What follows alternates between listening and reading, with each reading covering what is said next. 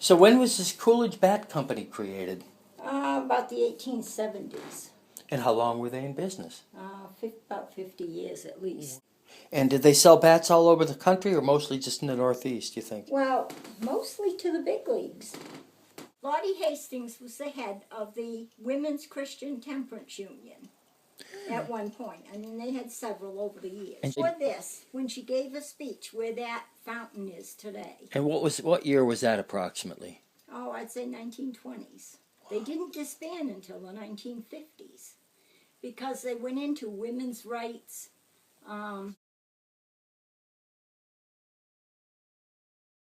How many different sewing machine manufacturers were there in town? 3. But the most successful was the... Well, they combined together and made the Gold Medal Sewing Machine Company. 20 years later, it incorporated, in 1882, I think it was, as the New Home Sewing Machine. And that's the exact model I have in my house. How does it work? Very well. And I've had it probably 40 years. Who was this? Was he involved in the company? Well, Mr. Whipple was a local merchant, and he went into banking. Most of these are bankers. That's the 16 buildings of the New Home Sewing Machine Company. All of these back here went out with the 1938 hurricane and flood, except the foundry, which is still running today. And what's being produced in the foundry? Well, right now they're making stoves, wood stoves, and I have one up in the van. The different flowers and emblems you see on the sewing machines told the company, the shipping department, where it was going, whether it was Australia, New Zealand, or Europe. When the Lusitania went down, we lost 600 sewing machines. Are you kidding? Wow. You almost.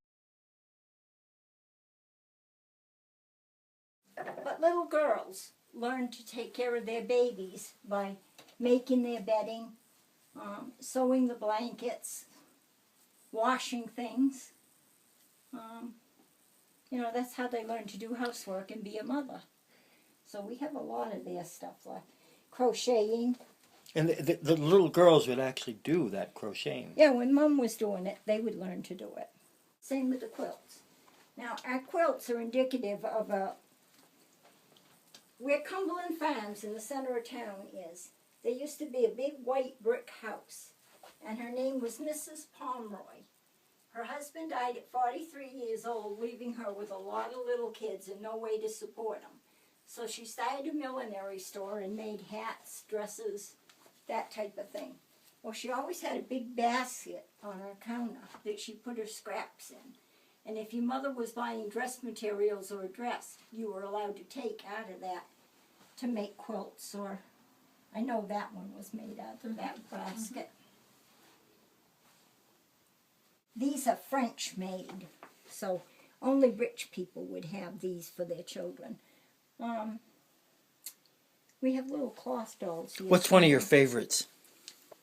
Oh, I can't really say that I have a particular favorite. They're pretty interesting, though. I have one like that one in the flowered dress. Her? Yeah, I found one in a yard sale. I thought my husband was going to kill me when he found out what I paid for it. Oh, no. But probably not much.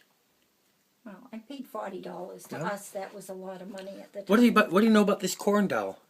I know absolutely nothing except that it was made here in town. Oh.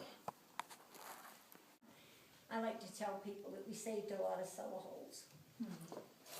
These come out and go crosswise and pump up and down. This goes into the water hole. I don't know if you have those down where you live. Water holes? Water holes. No. No? Well, we had them in North Orange and Tully because there's only one lake. So this would go in the water hole of the lake, whatever you were closest to. And those are still there today. How long was this used? From 1864 to 1944. Wow. And that's when we got our newer truck. Today we have a brand new fire station out there. All of these would have been used in fire department. It's mostly volunteer. We only have 5 or 6 men that are full-time.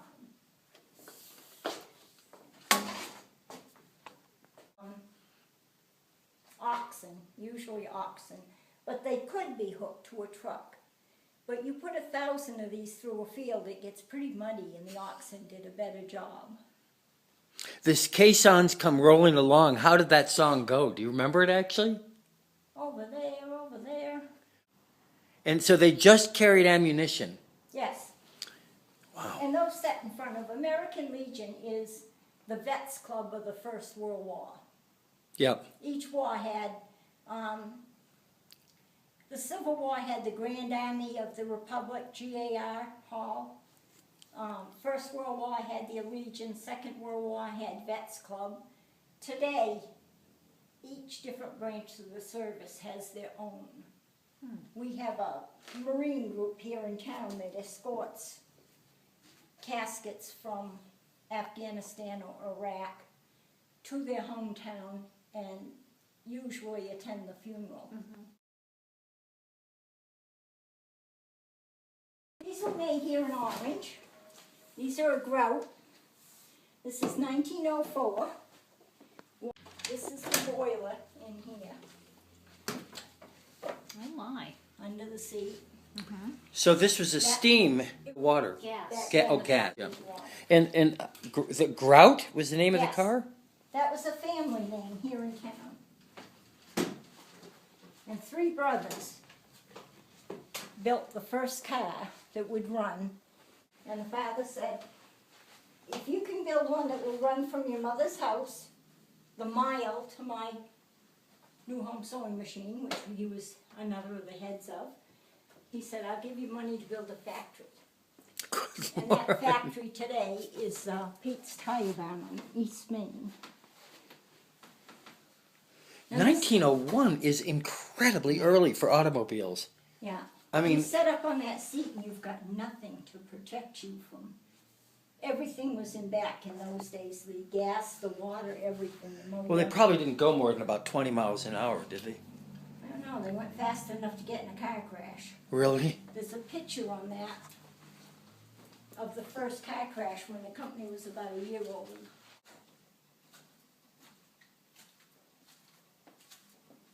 And I know that's somewhere near Brookside Park, which is here in town. It was in,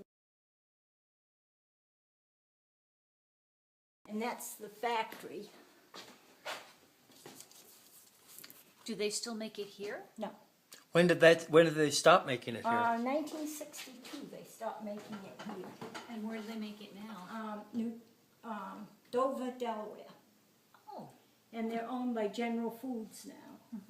Have you heard of this minute tapioca? Yeah, my mother liked tapioca. In She World used War it II, as- they made hay rations for the military. They made the first instant potatoes for the military.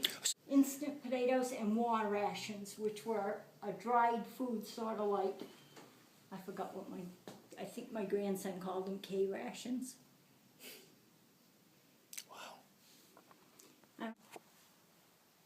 But it started out just your regular cobblers that would do the Right. small, and there was a big shoe factory too.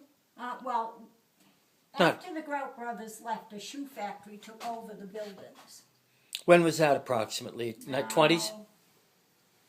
1914 or so they took over, and they didn't leave until probably 1960s. And what kind of shoes did they make? Tom McCann, I believe. Oh, okay.